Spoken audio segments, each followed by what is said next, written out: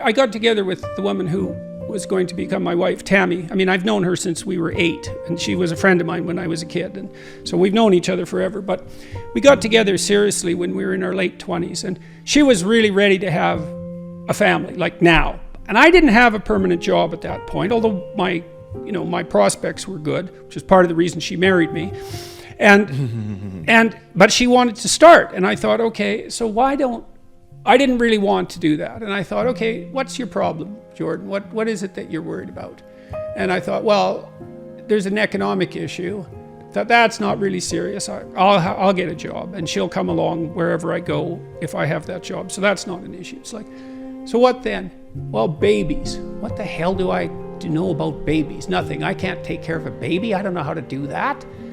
So I said to her, well, the reason I seem to be objecting is because I'm kind of doubtful about the infant stage. Like toddlers, I know what to do with them. I can play with kids. But when they're under a year, they're like a foreign object to me in many ways. I don't know what to do. And so that worries me. And so I'll tell you what, if you'll take primary care for the infant, I'll take care of you and the infant. And how would that be? And I think that's the right role. I really do believe that. And you might think, well, that's sexist. It's like, well, no, not necessarily. How are you so sure that first year as a mother isn't one of the great parts of the fundamental adventure of being female? Like, so don't give me any crap about that being sexist. That's just, I don't think so. And so what I would do is watch my wife, and if she got tired, spell her off. And I did what I could to take care of the infant, but I knew that she would take care of that while I stumbled around trying to learn how. And she did that. And that worked fine. And then, as the kids got older, I took more and more responsibility for them. And when my daughter was about 2.5, I think that's right, 1.5, we had our second child. And then I took care of Michaela, the older child, quite a lot after that, because Tammy, of course, was busy, especially that first year with the infant, with Julian. But that worked well. That was a good division of labor as far as I was concerned. And also my wife was very happy about that because she loved to take care of infants. And that's characteristic of a lot of women, and even those that don't admit it. And it's too bad they don't admit it because there's something wrong with that? Is there something? I saw this tweet the other day about this grandmother, mother of a mature daughter. And the daughter had announced that she was never going to have kids. And her mother said, I think that's just great. You're gonna just live for you, and that's just wonderful, and I'm glad you can be so independent. And I thought, how could you possibly say something that stupid to your daughter? It's like, you don't want grandchildren? And you're so sure that she's just not ideologically addled about the fundamental realities and beauties and depth of life? It's like, how many things do? We have a career if we're lucky, or a job if we don't. If we're not, we have an intimate relationship, we have a family. That's life, man. You miss one of those, well, you can do it, but it's a big deal not to do that. What would you say from your personal experience has been one of the most consistent issues that you see plaguing young men and holding them back from all your years of experience? Well, one of them is wrong attitude towards education. And, because it's easy, and like I said, temperamentally, I was disinclined to enjoy school, especially from grade 7 through grade 12, especially Why do you say junior that? high.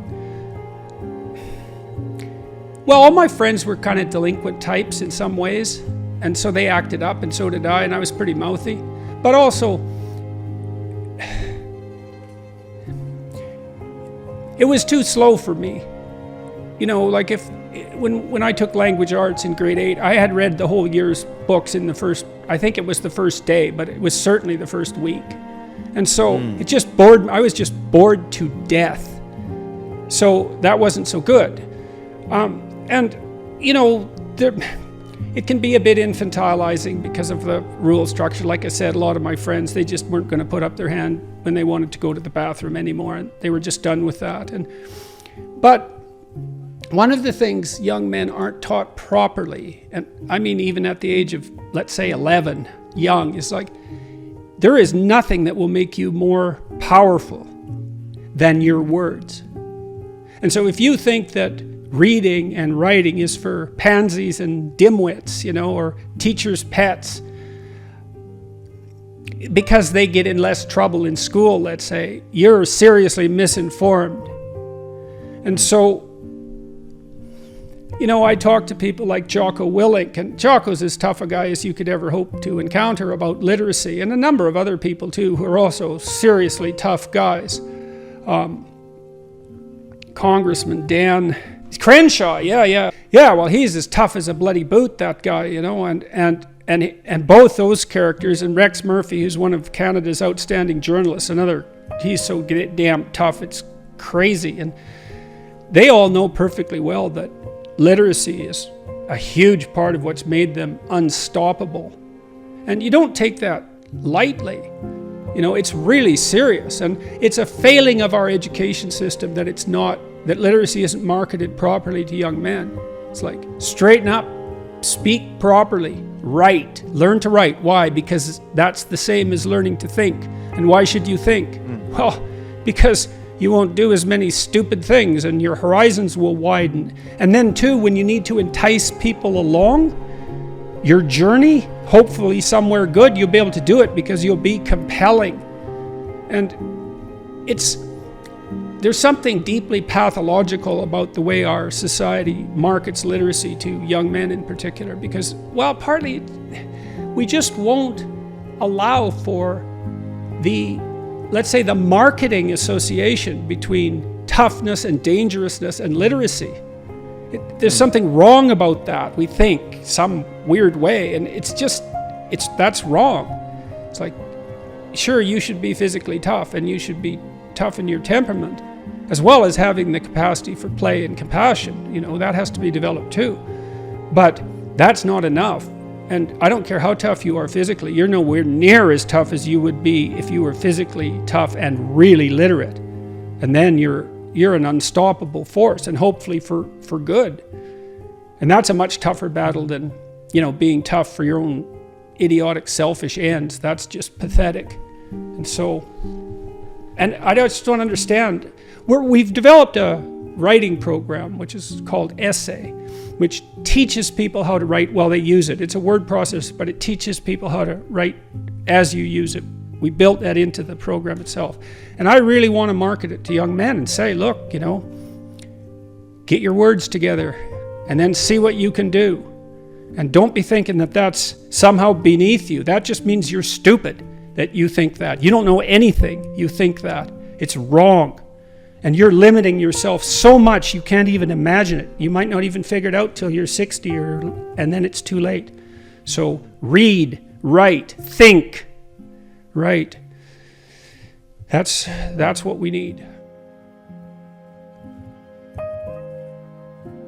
You think that the pleasures that wealth can bring you as a solitary and free individual outweigh the terrible, burdensome responsibility of a family. But if you're just thinking of that responsibility as burdensome, you're not thinking straight. It's like, no, you don't understand. That's a wonderful opportunity.